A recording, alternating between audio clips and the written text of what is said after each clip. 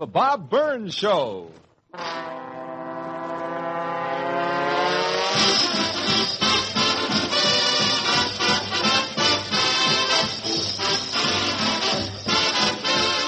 America's favorite down-to-earth humorist, Bob Burns.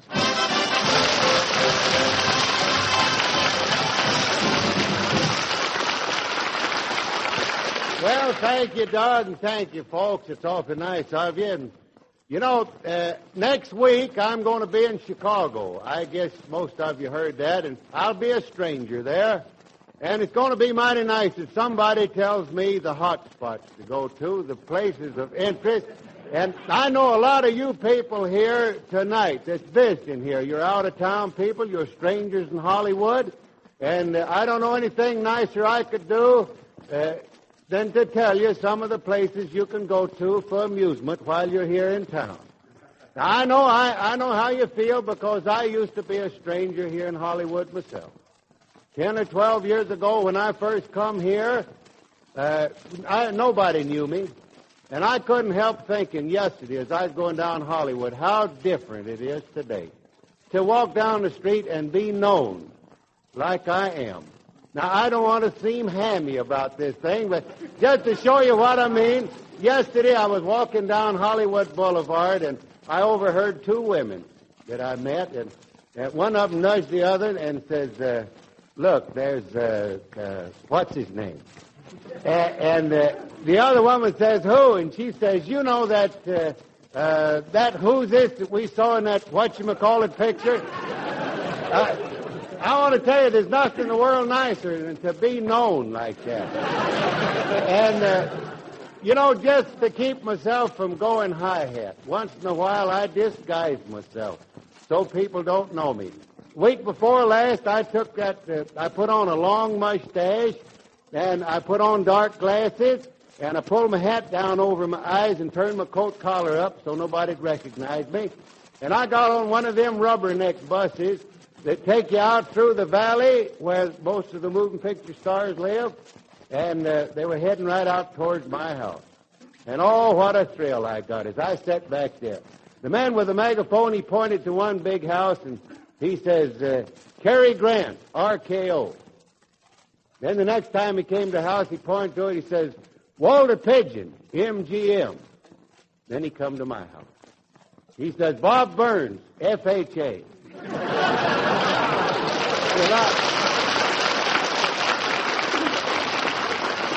Well, you know, when I first come to Hollywood, they told me one of the first rules to become a success here is to be seen in the best places.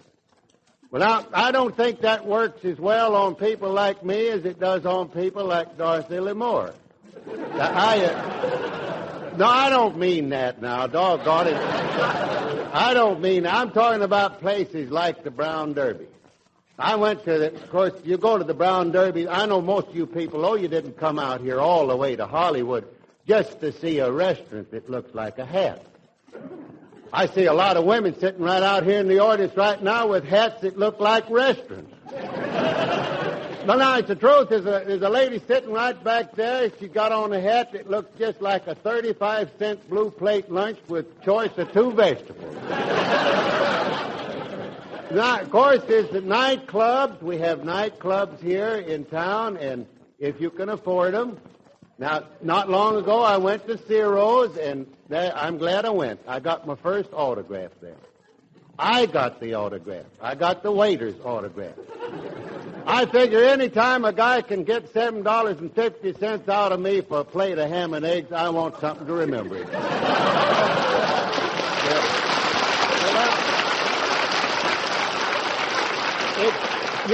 It's too bad that I haven't opened up my nightclub. I'm going to open one. Not in the city here where the rich folks and the town people, city slickers can go to. I'm a man that's always championed the cause of the common man. I'm going to put a nightclub right out here in the middle of San Fernando Valley. I ain't going to open it till 4 o'clock in the morning. Well, that way I figure I can get the farmers going to work, and I can get the farmers' daughters coming from Lockheed.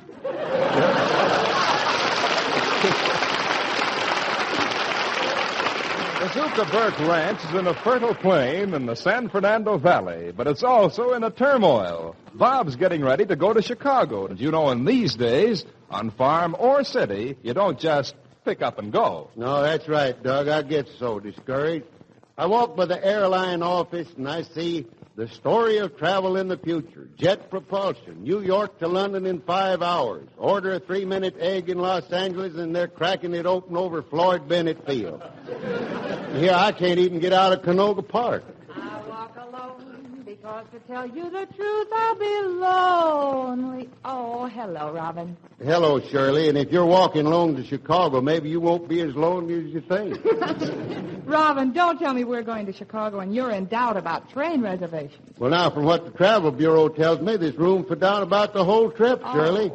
Yalmer, I guess you're pretty excited about this trip one, ain't you? Oh, yeah, I got friends on Chicago, and after the broadcast, we maybe get together and make a little whoop-de-doo. Well, in that case, you'd better help us, Yelmer. You see, Robin isn't having much luck with Mr. Jones of the Travel Bureau. Maybe you ought to call and tell Jones about the orchestra problem, huh? Yeah, Gary, I'm saying so, too. You stick my finger in this here little black merry-go-round thing on the telephone, and I'm talking to this Jones fella. Hello. Acme Travel Bureau. Insure your post-war trip by investing in war bonds and war-saving stamps. Well, look who's here. Say, that's Miss Yalmer Jacobson at Bazooka Burke Ranch. And we got to having reservations on the Super Chief for all of us, including that Suitcase 6. It's Suitcase 6? Yeah, sure. Since the Man of Hopeless Symphony, you never had such music. Trumpet, clarinet, flute, guitar, bass, and suitcase. Well, sir, we fix up a special train, Yalmer. But you know something? I ain't never heard of Suitcase 6. You never hearing the Suitcase 6? No, sir. You either been stupid fella or you don't be getting around much anymore. Jump it, boys. 1, a 2, a 3, and a 4.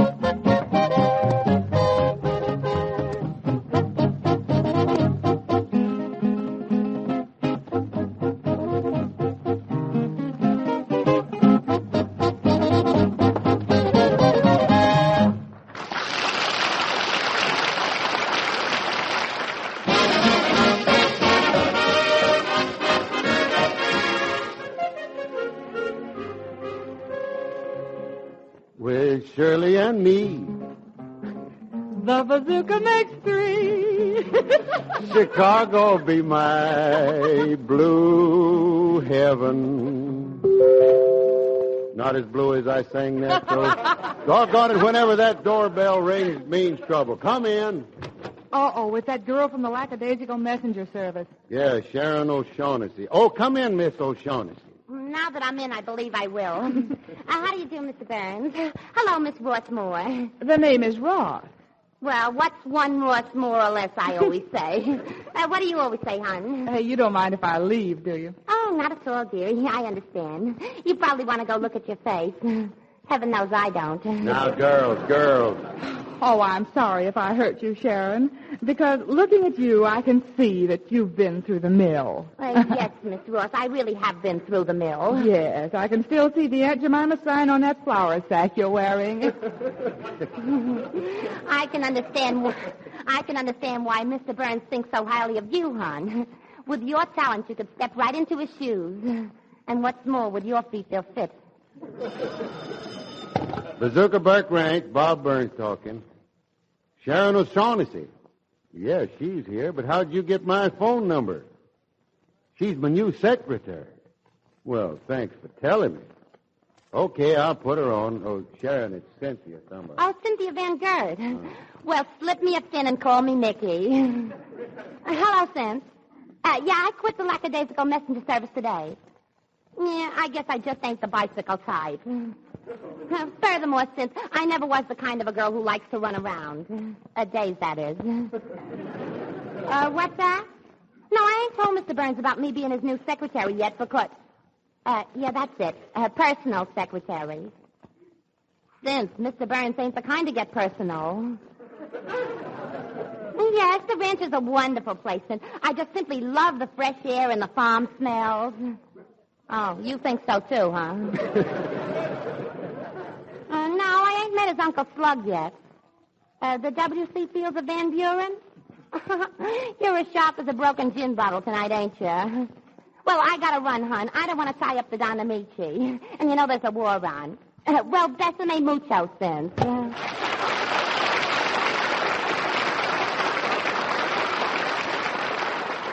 Well, Sharon, you know, the way you handle that phone, I think I'm going to be big about this.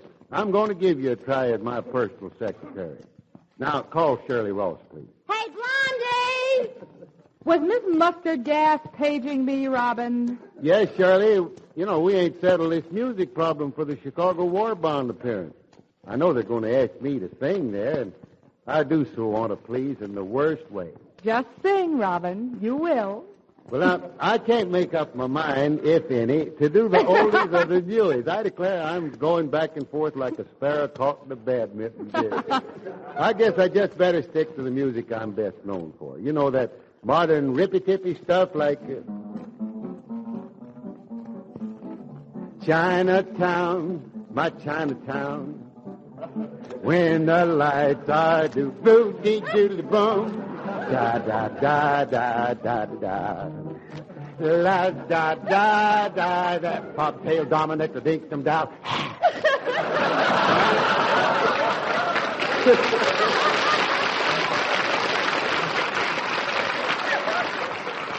What do you think, Shirley?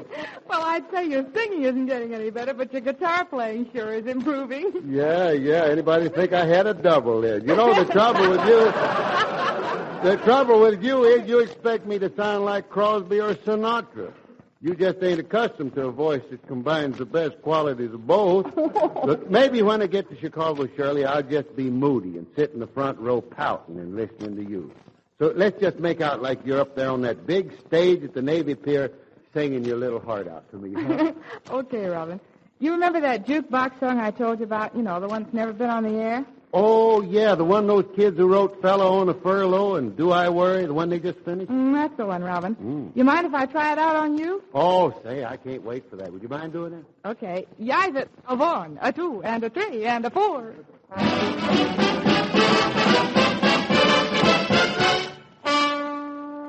They were playing that same record when first I met his glance. They played it while we fell in love all through our whole romance. Oh, they used to play that record and he would hold my hand. But since he's gone and left me now, I'll never understand. So please don't play number 6 tonight, for number 6 was meant for 2. Play the other new releases, or else I'll go to pieces. That's all I ask of you.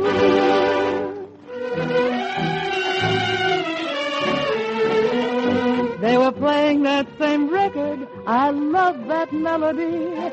For every time they played it, then he kissed me tenderly. Oh, the nights were filled with music. The disc was such a treat. But every time I hear it now, my heart won't even beat. So please don't play number 6 tonight, for number 6 was meant for 2. There's selections you can choose from that I won't get the blues from. Please try to see me through.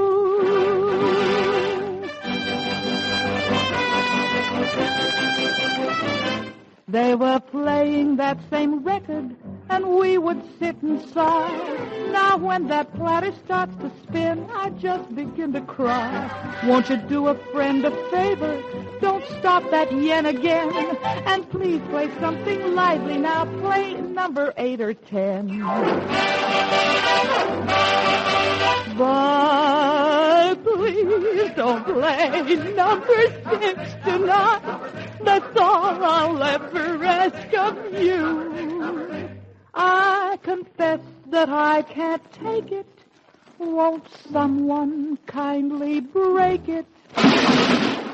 Like it broke my heart in two.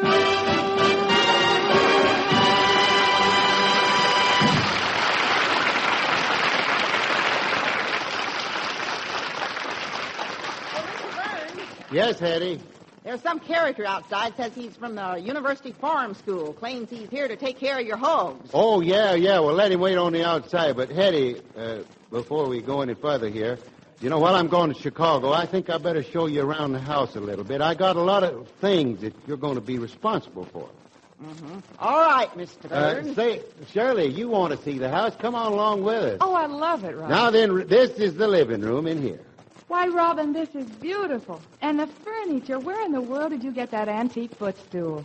Oh, yeah, that old footstool, that is an antique. That's been in my wife's family for years and years. She's kind of sentimental about that old footstool. There ain't a heel in her family hasn't rested on it.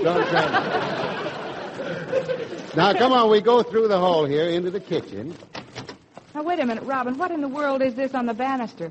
Oh, that, well, you see, Grandpa Snazzy was staying with me for a while, and, he's in his second childhood, and he liked to slide down the banister. It was kind of embarrassing when we had company, so I put that barbed wire on the banister. Well, did it stop him? No, but it sure slowed him up. Oh, Robin, look what's happened. One of your pigs is loose here in the kitchen. Oh, no, that's one on you. That pig ain't loose. That's my trained pig, Shirley. We keep him right here under the sink on purpose. Well, what in the world for? We empty our garbage in him. Now, here's a little dish of scraps here. Now, come on, I'll show you. Now, you see, I got him trained so when you step on his front foot, his mouth flies open. Now, come on, I want to take you into the den and show you the most valuable thing I've got. Right in there. There it is. You mean that old statue? Yes, sir, that's it. That's a real antique. That's over 150 years old, and it sure is valuable. Well, it's a beautiful statue, Robin. Venus de Milo, isn't it? Mm-hmm. What's so valuable about it? The arms are all broken off. Yeah, but don't you see it's got a clock in it right there in the stomach. But the clock ain't running. Oh, no, it hasn't run since I got it. But someday I'm going to get up nerve enough to wind that thing.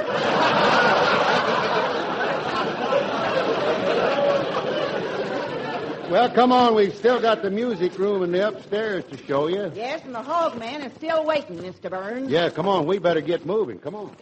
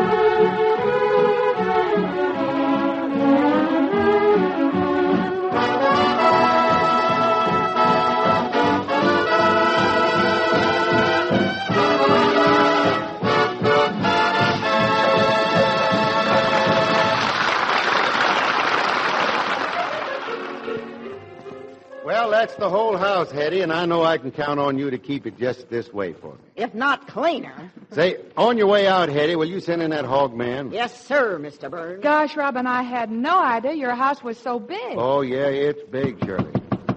Come in. Man, you came in so fast you left your shadow out on the front porch. Mind if I place you got here, having any trouble with the OPA? We're all facing stomach conditions these days. Plenty of reason for these shorties. I say the only thing that keeps bothers me is the shorties of time. Can't find time enough to get around all places I want to get around to. What can I do for you, sir? Well, I'm going to Chicago for a couple of weeks, and I want somebody to look after my hogs. Chicago? Yeah, I'm taking my radio show up there. Ah, your stuff will never go in Chicago. It takes too long to get to the point. Chicago's a big, wide-awake city. People there are sharp on the go, you know. Haven't got time for that long-winded stuff. Well, I don't know what in the world to do. That's the way I naturally talk. What do you suggest? Well, now, you take a story like Little Cinderella. Uh-huh. It'll take you 15 minutes to tell that. But with me, 15 seconds. Oh, no, you Cinderella. can't. No. I'll time it. Go All ahead. right, go ahead. Once upon a time, a little girl, her name was Ellen. And Mama Rick and Nancy called that Cinder some days. You get him sit because she rang him. She had a couple of sisters going to dance the beach tonight. She wanted to go to sit. No, Rick, yes, about 10 o'clock. Look at her sister's hair net. And she said, that monster, when it was urine, yes, I'm sailing over there. She put it in a fascinator with a safety pin, going down to the beach. Well, this one, there's a hair, see? Broke heel over slipping, there's quince up with the wrap along glass with him, so he'd marry him. See, someone in the quince spider. It's a spider was I said that. He said, ha, not a ha. I said, ha, damn, in distress about her sister. So went over to the hake and I see she got to pick it up. Sure, put the thing on it, put the glass once you can wear it. I said, ha, good, you can wear it. I'll marry it. So he didn't, that's all there is.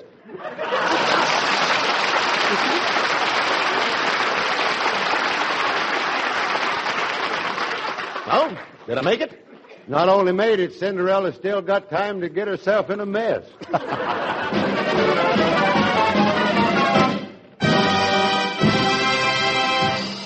You know, now that's a fun. I don't want to hold the show up here, Doug, but you know, that's kind of a fast-talking fella. That's just the kind of, if you talk fast like that, don't go to the ambulance. Because we don't trust them fast-talking people down there. You know, I had a cousin, Lobelia, that married one of them city fellas. He was a playboy from Fort Smith. And he belonged to the Hard Scrapple Country Club over there. And, you know, we didn't like him a bit. I'll never forget the time that he come over to visit my Uncle Hod. And while the women is doing the dishes, us men is out there on the front porch, the men folks. And so this fella started to talk, just kind of bragging, you know. He says, yesterday I had an awfully full day. He says, I breakfasted at 10, then I motored to the club at 11. I golfed till noon, then I lunched till 2, then I golfed till sundown. And Uncle Hod looked at him. He says, well, I had a kind of a busy day myself. He says, I got up at 4 and I breakfasted till daylight. Then I muled in the cornfield till sundown. Then I suppered till dark and piped till 9. Then I bedsteaded till it was time to go muling again.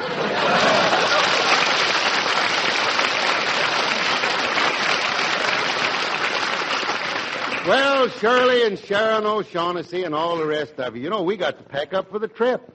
I'm going to miss this old place when we get back to Chicago. I'm going to miss Chicago when we get back to this old place. Now, wait a minute. Let me take one last look around the place, kids. Just look out that window. Look at that new plowed field, all black and shiny from the rains. The bright green border of pasture land around it. The barn piled to the rafters with sweet alfalfa hay. The silos is full of corn as my Uncle Slug. I tell you, it brings tears to these old gimlet eyes of mine. Yes, sir, Chicago, I like your bright lights and gay sights, but Bazooka Burke Ranch, I love you. Yes, sir, I love you now. I don't know why I love you like I do. I don't know why, I just do. Maybe it's them hogs a-rootin' in the dew, the trees when the wind whistles through. Now, it could be. You may think them pigs are entrancing, but I prefer Chicago and lots of dancing. Oh, now, girls, I don't know why you're talking like you do. Well, maybe you don't, but we do. Hello, Chicago. Get ready for the whip-to-do.